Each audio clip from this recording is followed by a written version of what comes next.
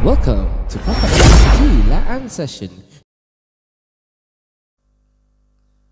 Ang piyesang ito ay pinamagatang Biktima at Salarin.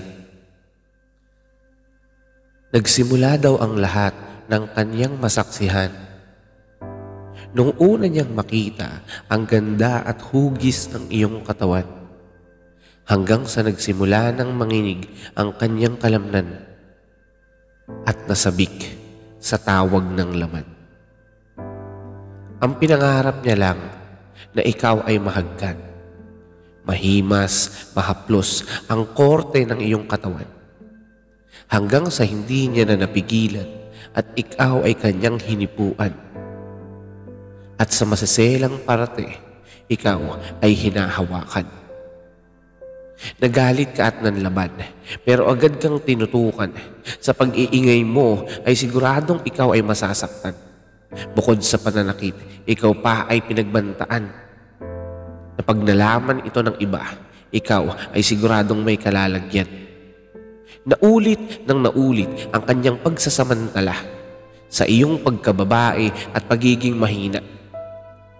Ang dating pagnanasa ngayon ay naisakatuparan na. Paulit-ulit na pananakit, panghihipo at panggagahasa. Nakakasuka, nakakaumay, nakakasuya na. Sa lipunan ay hindi ka dapat mapabilang pa. Lalaki kang naturingan, hindi ba?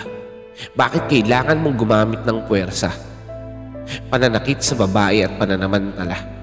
Sa bawat dampi ng kamay mo sa kanyang muka, sa tuwing nanginginig sa takot nakikita siyang balisa. Ang tanong ko, masaya ka ba? Piling mo ba mas lalaki ka? Nakakadagdag ba sa pagkalalaki pag nakikita mo siyang may takot at luha? Na kapag nakikita mo siyang nagmamakaawa habang ang nais mo ay makaraos sa iyong pagpapantasya, na sa iyong kahayupan ay nagbunga pa ng walang kamuwang-muwang na bata? Hanggang may oras, itigil mo na. Dahil hindi ka nakakatuwa. Ang tunay na lalaki ay hindi mapagsamantala, hindi nananakit at gumagamit ng puwersa. At sa mga kababaihan, kumilos kayo ng marahan. Pananamit ay ilagay sa kaayusan para hindi kayo mapagsamantalahan at mapagnasahan. Dahil ang lahat ng ito ay nagsimula lang sa pagkakita ng maliit na laman. Dahil sa damit na sobra mong pinakaiklian, humantong sa malagim na karanasan. Ito ay isang paalaala lamang. May mga lalaking bastos at mapagsamantala.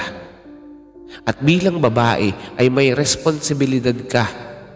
Huwag mong hintayin na ikaw pa ang sumunod na biktima. Thank you for watching Papa A's Tulaan Session. Huwag mong kalimutang pindutin ang subscribe button at ang notification bell para updated ka sa mga susunod na upload.